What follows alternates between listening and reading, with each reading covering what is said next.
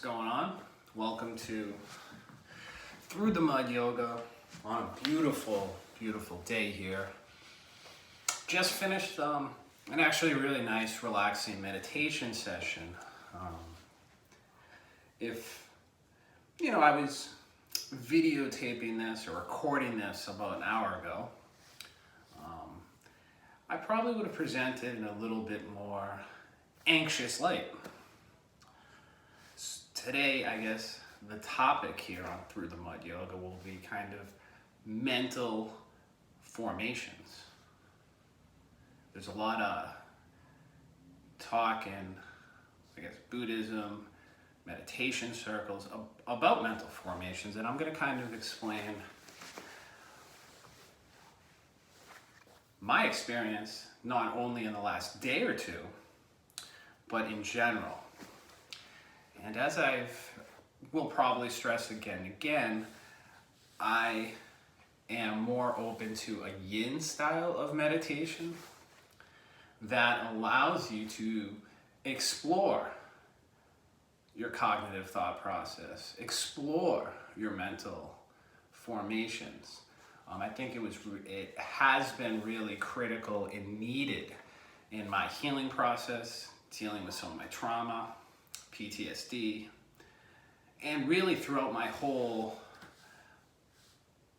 experience over these last few years of meditation. If I wasn't able to do that, I don't know if I'd be where I am today.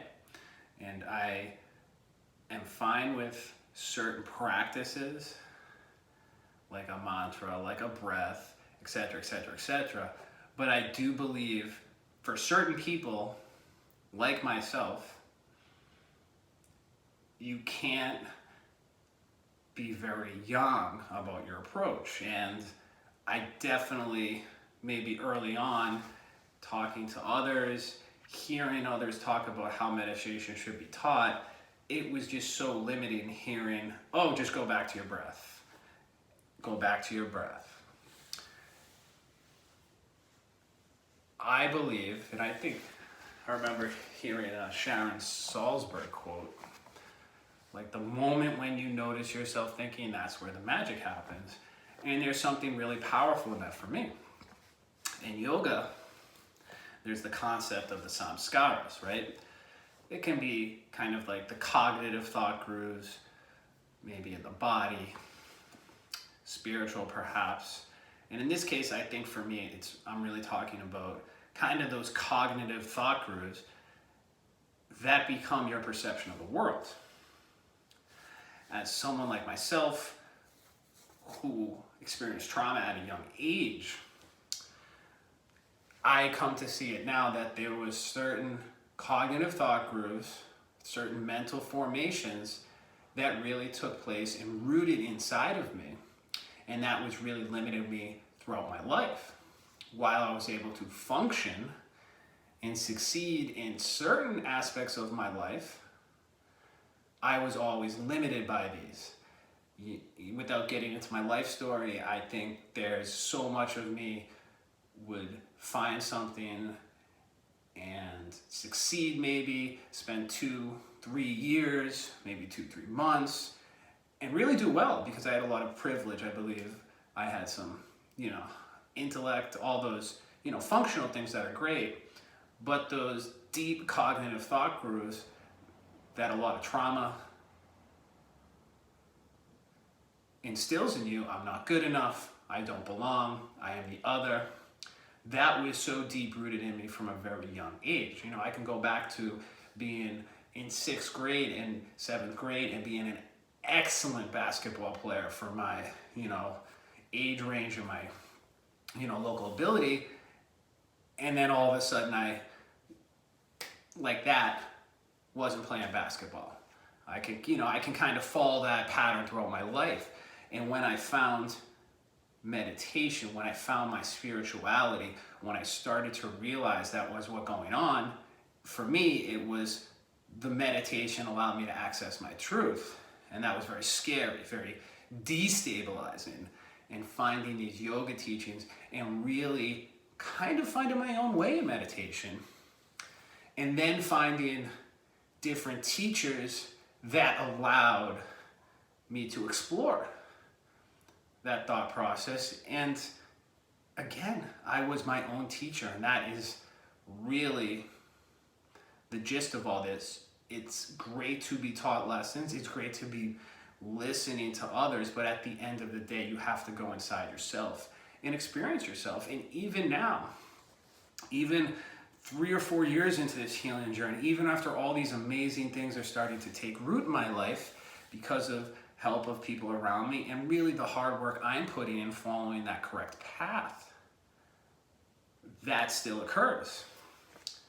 I believe Monday and Tuesday, I struggled a bit with my meditation. I sat for, I think Monday 2 times, and I just kind of came out of my meditation and couldn't sit after about 20 or so minutes, and I generally like to sit longer. And some anxiety was coming up. I did make a video that I haven't posted where I really got into some of the darker side of my experience and really kind of admitting some of those vulnerabilities that I am still kind of afraid to share with the world, but I know I'm going to need to. And just in like a real soft example, those mental formations can take place. Those samskaras can tell me I am not worthy, I'm not good enough, I don't belong. And if I didn't have this meditation practice, I don't know if I would be following my true path. I don't know if I would be going out into the world and trying to help others. So I make this video in a sense to ask you to explore that.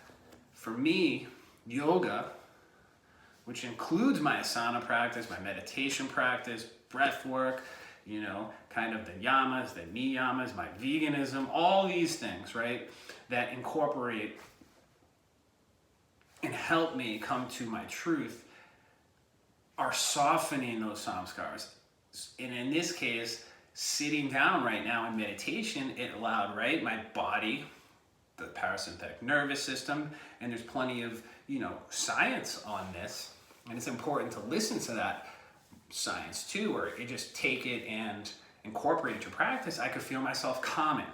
And then as some of those mental formations arose, right, I wasn't necessarily, and I think this is where it can get confusing, it's not like I am existing in my egoic cognitive process, right, that surface layer of mental formation that we think is us but isn't us, right?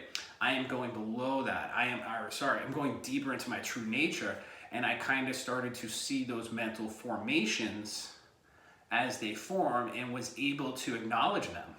I was able to realize I have some anxiety right now going on.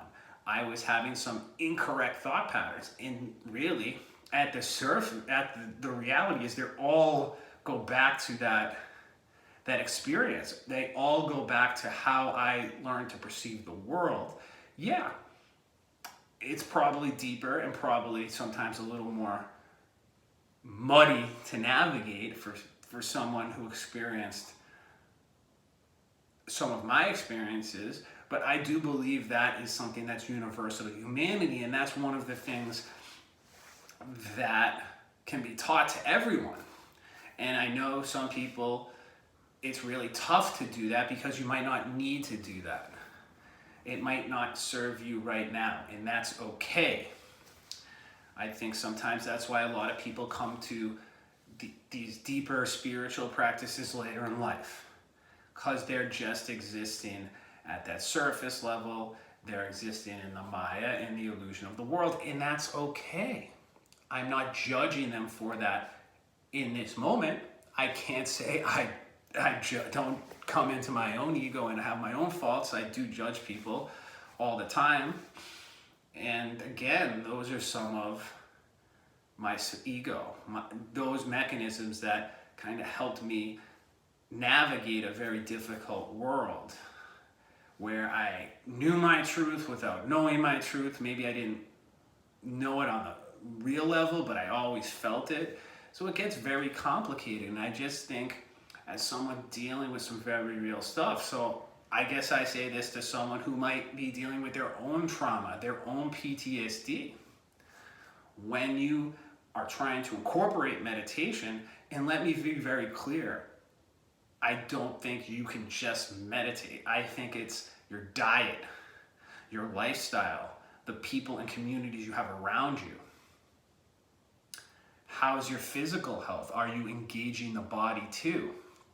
A lot of times I see people come to meditation and they just think that they can meditate a bit and that will cure them. But most people aren't, they aren't, it's a complete picture when you're dealing with real trauma. So I want to be very clear about that, but I do believe the meditation, the seated meditation, and having the more yin style of meditation allowed me to examine and soften those cognitive thought grooves, soften those deeply rooted and painful samskaras that told me I don't belong in this world. I am a victim. I am no good. And yeah, if I was just following a breath practice, I would ignore it all. I would be like, I'm not meditating correctly. And in a session like I just had, I started to see those formations. I engaged, maybe I did engage that ego a bit, but I need to soften that ego as I come towards and work towards, right, enlightenment. It's a process. It's not a destination. I've had my awakening. I can't deny my truth.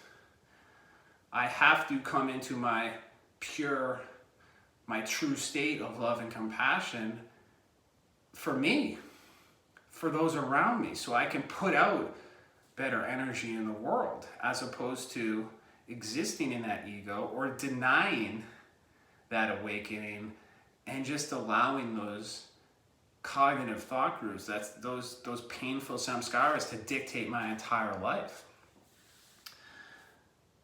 So that's really it today.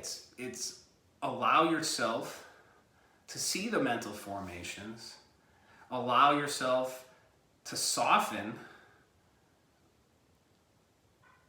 and then maybe work with them. It's not always just about pushing that away or pushing the hard stuff away. That's easy to do. That's what we're taught to do. That's why I need always to remember that and always allow myself that process. It's a constant process. So I'll end it today, share that with you.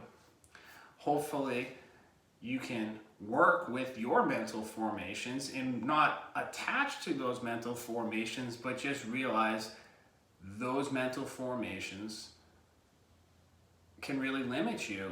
And as those mental formations soften, you can really, really deal with anything. And you don't have to be afraid of what comes up. Thank you. Through the Mud Yoga. Have a beautiful, beautiful day out there.